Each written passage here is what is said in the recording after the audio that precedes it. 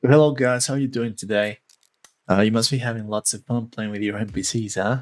I spent like 6 hours yesterday playing with my NPC One in standard mode and discovered a few new things that I'd like to share with you. So the browser is more reliable now.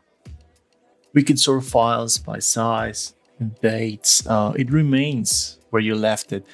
Browsing my splice folder was a mess before, but now they just made it very consistent and enjoyable, of course.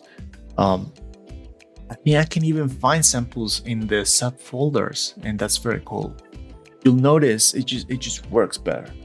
The paths now show octaves in blue. So you press a path, and then you'll see other paths going blue, and I'm not sure if that's something I like, but there must be like a deep purpose or a reason for that. If you know, let us know. Key detection in program edit is amazing. It can give us the fundamentals of our drum sounds, and tuning the drums is super easy now. Like checking if the fundamental of the kick is in conflict with the bass line. It's not a problem anymore. It takes seconds. So that's amazing. So next, I felt that the paths are way more sensitive than before. More responsive, like basically as sensitive as my favorite pads of all time, which are the ones I have here. I normally play leads, chords, everything that's harmonic with Launchpad X. For drums and bass, I go for the MPC pads.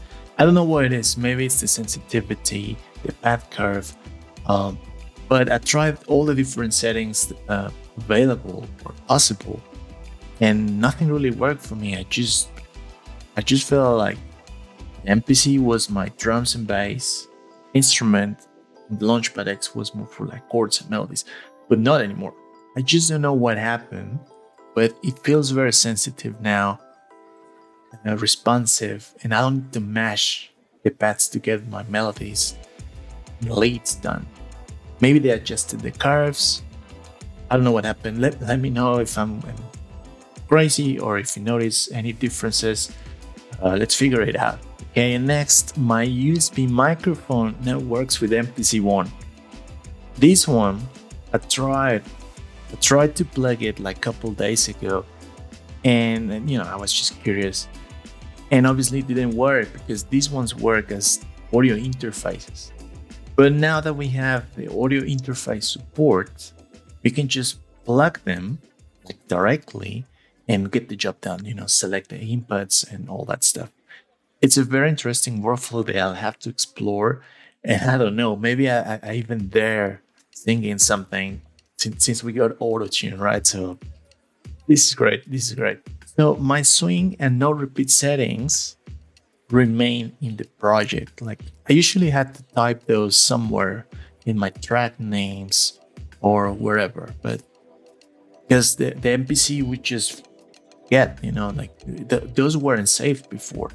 But today I reopened the project, like both in standard mode and controller mode, and my no repeat, my swing, the intensity of the quantization, all that stuff was there. It's saved in the project, finally, yes. And my last discovery yesterday was that the MPC One now can read SD cards. And this is a very interesting one because it means that the feature was locked. And they could have done this before, but for some reason they didn't.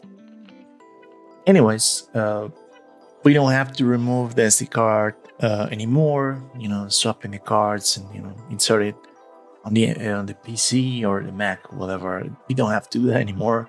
Easy. So that's all from me now. There must be more. But even if there's not, it's been so good. So I'm happy and I'm ready to just focus on making music. But let me know what you discover, and I'll see you in the next video. Take care. Have a nice day.